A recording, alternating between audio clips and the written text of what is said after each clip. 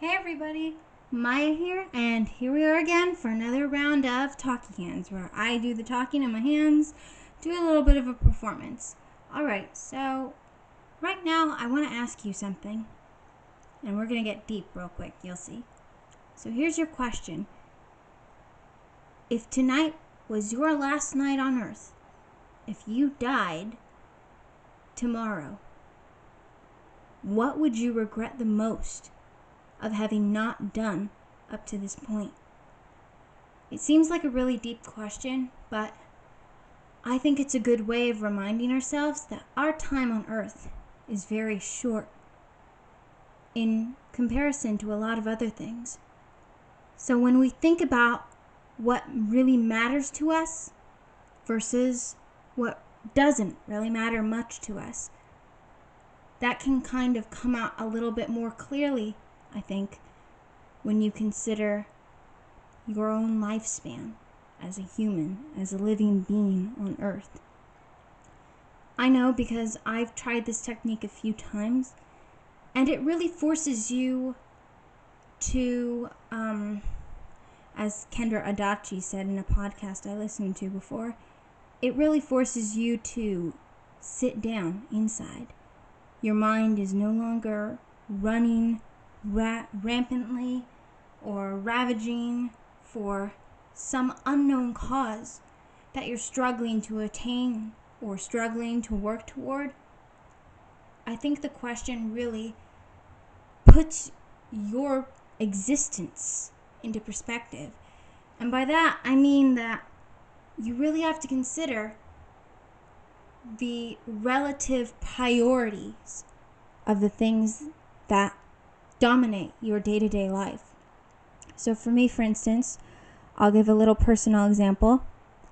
I am currently a college student, and so my day, my weeks are split between my studying, so my academics, and my personal, my family life, my social life, and my pastimes and hobbies like making these videos or drawing, or you get the idea. So the point is, just in general, I have a lot to consider. And I will admit, it is hard for me to find a balance sometimes. It is extremely hard for me sometimes to believe that I have accomplished enough in my day. Some days I just want to sit down and tell myself, that's it, I need to be done whatever I'm doing and just take a break and be happy with what I finished. But then I don't feel like I've accomplished enough sometimes. So that's when I try asking myself this question. If I died tomorrow, if these were my final hours, would I be satisfied with how today had gone? Would I be happy with how the day had gone? Because that's the scary thing about life. And I can't remember what video it was, but there was a video on YouTube I was watching the other week where someone wrote in the comments that life is a beautiful lie, and death is a dark truth. And that really painted a picture for me to grasp, because when you think about it, our time on Earth is very finite. We define our worth in this day and age, I think, through things like what we accomplished. You know, how many other people we've satisfied or pleased with our efforts and our actions. But at the end of the day, do we really know what lies ahead? I'm not saying this to seem pessimistic, especially toward major religions or anything like that. No. I fully respect and I'm grateful for the different kinds of cultures and colors that religion brings for a lot of people in the world. I think it adds an interesting variety to the mixture of life. I'm kind of open-minded like that. I like sociology and psychology and theology. I like learning about those kinds of things. But for now, what I'm trying to point out is you don't know, for instance, that you will actually live another day. You could be as healthy as you want.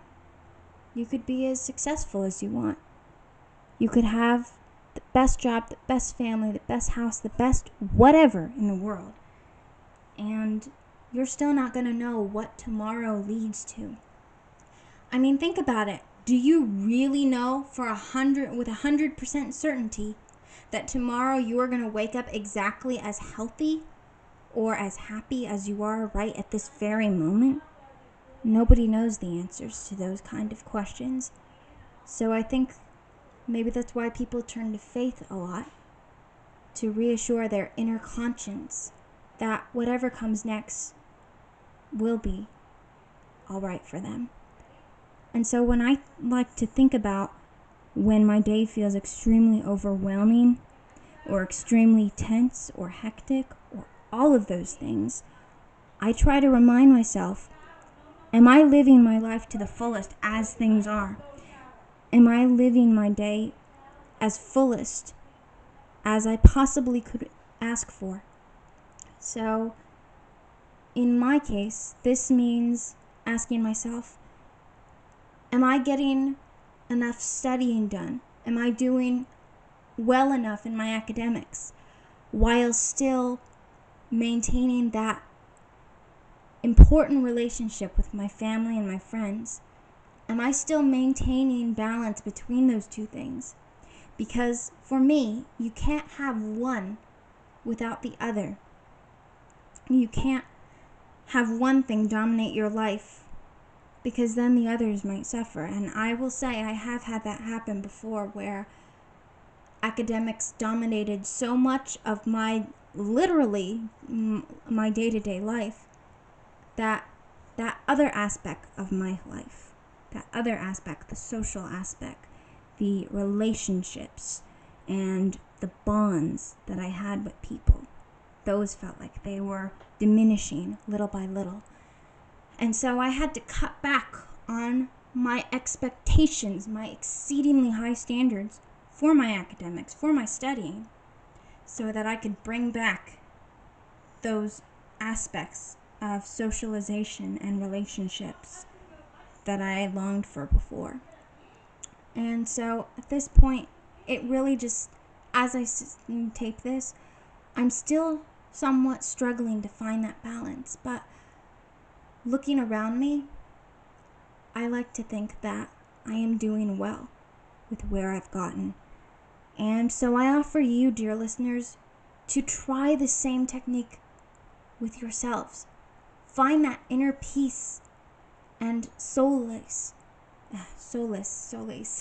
Still learning how to pronounce English words.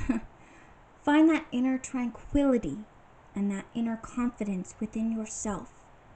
Because no matter how hard your days get, I know that you can find it. Because if I can find it on my dark days, however much I feel I have to fake it until I believe it, then so can you too. And I think that's a really important point we need to all remember. We are not immortal beings. Well, at least not this human form, if you like to consider the idea of having a soul after death, or whatever that may be for you in your personal beliefs and perspectives. But as for right now, we should be extremely grateful for whatever we have, and at the same time very aware and acknowledging of what lies ahead, so that we can make every day count. Because while you can buy a lot of things in life, time is not one of them. You can't buy time. And similarly, experiences, those cannot be bought. They can only be gained through your personal will and determination to push through and carve out a life for your own, for yourself. And, this is something I heard a long time ago too. People, friends, when you're socializing, when you're making acquaintances with people come and go. But time does not. So that's why we need to learn how to cherish it, even when it feels like there's never enough time to do something, or we're not making the most of our time. We're not being productive enough. And I think once you make that transition from feeling constantly overwhelmed, you have to remember, you have the power to change your mind about things. You have the power to change your mentality about things. And so in doing that, I believe you can conquer that turmoil over time and find an inner peace. And ultimately, appreciate the little things in life more and more. So, there you have it. Until next time, Talky hands out.